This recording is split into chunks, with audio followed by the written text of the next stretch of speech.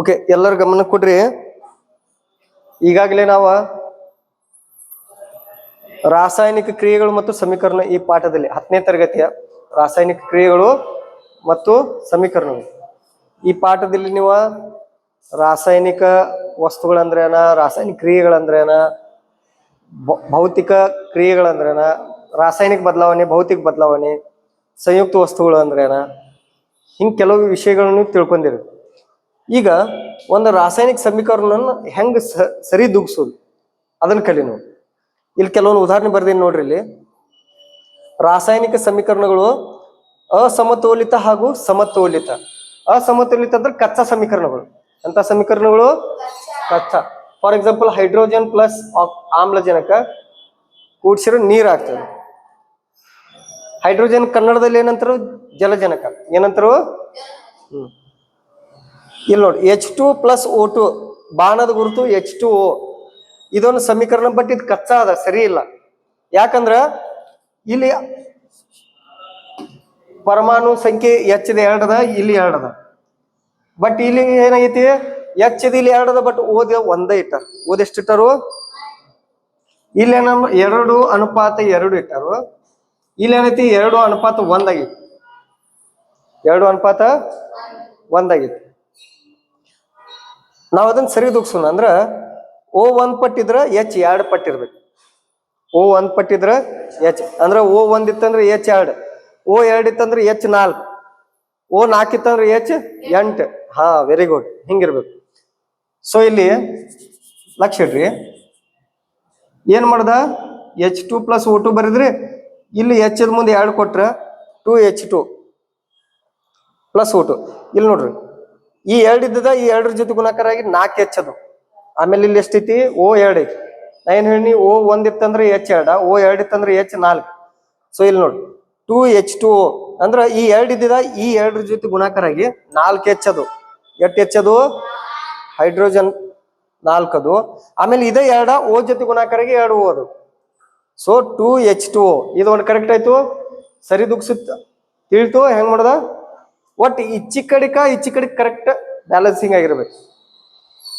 ಇನ್ next, sodium plus chlorine ಕೂಡ್ಸ್ರ sodium chloride. ಪ್ರತಿವರ್ತಕಗಳಿಗೆ ಏನ್ ಬರ್ತಾವ? Sodium plus chlorine. ಉತ್ಪನ್ನ ಏನ್ ಬರ್ತೈತಿ? Sodium chloride. ಅದ್ರ ಕಚ್ಚಾ ಸೂತ್ರ ನೋಡಿ, Na ಪ್ಲಸ್ Cl2 ಬಾಣದ ಗುರುತು NaCl ಅಂದ್ರ. Na ಕ್ಲೋರಿನ್ದ 2 ಪರಮಾಣುಗಳದಾವ, ಸೋಡಿಯಂದ 1 ಐತಿ ನಮಗ. ಮತ್ತಿಲ್ಲಿ ಬಾಣದ ಗುರುತಾದಂತ ಉತ್ಪನ್ನದಾಗ ಸೋಡಿಯಂದು 1 ಐತಿ, ಕ್ಲೋರಿನ್ದು 1 ಐತಿ. ನಮಗಿಲ್ಲಿ ಏನ್ ತೋರ್ಸ್ಯಾರ? ಇಲ್ಲಿ ಕ್ಲೋರಿನ್ದ 2 ಅದಾವ. ಸೊ ಇಲ್ಲಿ ಏನ್ ಮಾಡ್ಬೇಕು? ಕ್ಲೋರಿನ್ದ 2 ಇದ್ರೆ ಸೋಡಿಯಂದ ಅದು ಎಷ್ಟಿರ್ಬೇಕು? ಅಷ್ಟ ಇರ್ಬೇಕಂತಾರ ಅವ್ರು.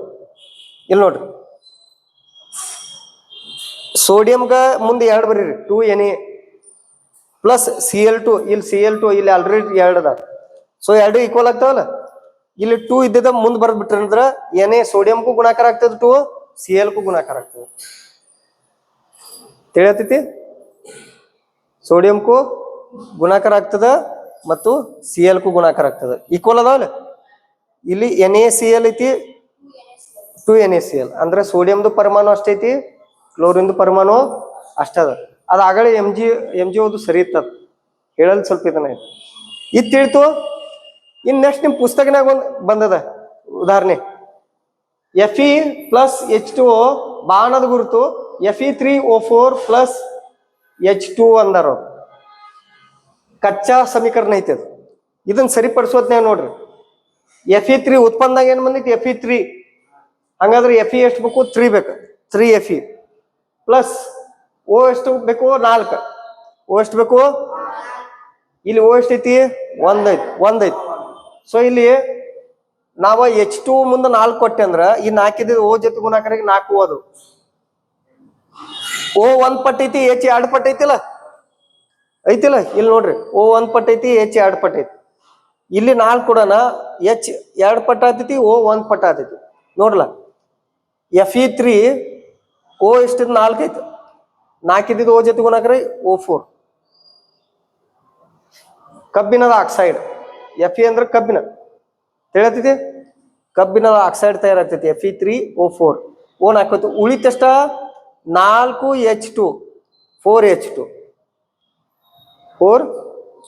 ಅಂದ್ರೆ ಬೇರೆ ಬೇರೆ ಅದು ವಸ್ತುಗಳು ಇಲ್ಲಿ ಡಿವೈಡ್ ಅದು ಕೆಲವೊಂದ್ಸಲ ಏನಂತಿದೆ C+O2 CO2 ಇಂಗಾಲ ಅಂದ್ರೆ ಕಾರ್ಬನ್ ಪ್ಲಸ್ ಆಕ್ಸಿಜನ್ ಕೂಡಿ ಕಾರ್ಬನ್ ಡೈಆಕ್ಸೈಡ್ ಒಂದ ವಸ್ತು ತಯಾರೈತಿ ಎರಡು ಮೂಲ ವಸ್ತುಗಳು ಸೇರಿ ಒಂದು ಸಂಯುಕ್ತ ವಸ್ತು ತಯಾರಾಗಿರ್ತೈತಿ ಬಟ್ ಇಲ್ಲಿ ಎರಡು ಮೂಲ ವಸ್ತುಗಳು ಕೂಡಿ ಎರಡು ಸಂಯುಕ್ತ ಇದು ಒಂದು ಸಂಯುಕ್ತ ವಸ್ತು ತಯಾರಾಯ್ತು ಇದೊಂದು ಮೂಲ ವಸ್ತು ತಯಾರಾಯ್ತು ತಿಳಿಯತೈತಿ ಸಂಯುಕ್ತ ವಸ್ತು ಮತ್ತು ಮೂಲ ವಸ್ತು ಗೊತ್ತೈತಿ ಮೂಲ ವಸ್ತು ಫಾರ್ ಎಕ್ಸಾಂಪಲ್ ಈಗ ನೋಡ್ರ ಬಂಗಾರ ಒಂದು ಅದಿಷ್ಟೇ ಇರ್ಲಿ ಎಷ್ಟಿರ್ಲಿ ಬಂಗಾರದ ಗುಣ ಅತ್ರ ಬ್ಯಾರೆ ಯಾವುದು ವಸ್ತು ಕೂಡಿರಬಾರ್ದು ಅದಕ್ಕೆ ಮೂಲ ವಸ್ತು ಅಂತಾರೆ ಎಂತ ವಸ್ತು ಅಂತಾರ ಮೂಲ ವಸ್ತು ಇಟ್ಟು ಒಂದು ಬಂಗಾರದ ತುಂಡದ ಪ್ಯೂರ್ ಬಂಗಾರ ಅದನ್ನ ಸಣ್ಣ ತುಂಡು ಮಾಡ್ರು ಅದ್ರ ಗುಣದಲ್ಲಿ ಬಂಗಾರನೇ ಇರ್ತದ ಏನಿರ್ತದ ಅತ್ರ ಮತ್ ಮಿಕ್ಸ್ ಬೇರೆ ಯಾವ್ದಾರ ವಸ್ತು ಕೂಡಿಸಿದಂದ್ರೆ ಸಂಯುಕ್ತ ವಸ್ತು ಅಂತದ ಈಗ ನಾವು ನೀರು ಕುಡಿತೀವಲ್ಲ ಅದು ಸಂಯುಕ್ತ ವಸ್ತು ನೀರಿನಲ್ಲಿ ಜಲಜನಕದ 2 ಪರಮಾಣು ಆಮ್ಲಜನಕದ 1 ಪರಮಾಣು ಸೇರಿ H2O ಇದೊಂದು ಮೂಲ ವಸ್ತು ಅಂದ್ರೆ ಒರಿಜಿನಲ್ ವಸ್ತು ಅದು ಇದೊಂದು ಮೂಲ ವಸ್ತು ಈ ಎರಡು ಮೂಲ ವಸ್ತು ಕೂಡಿ ಒಂದು ಸಂಯುಕ್ತ ವಸ್ತು ತಯಾರೈತಿ ಎರಡು ಮೂಲ ವಸ್ತುಗಳು ರಾಸಾಯನಿಕವಾಗಿ ಸೇರಿ ಒಂದು ಹೊಸ ವಸ್ತು ತಯಾರಾಗ್ತಿದ್ಲ ಅದಕ್ಕೆ ಸಂಯುಕ್ತ ವಸ್ತು ಅಂತ ಏನಂತಾರು ಸಂಯುಕ್ತ ವಸ್ತು ಇದೊಂದು ನೆನ್ಪಿಟ್ಕೊಳ್ತೀವಿ ಇದು ಸೂತ್ರ ತಿಳಿತಲ್ಲ ಎಲ್ಲರಿಗೆ ಏನಾದ್ರೂ ಡೌಟ್ ಐತಿ ಓಕೆ ಥ್ಯಾಂಕ್ ಯು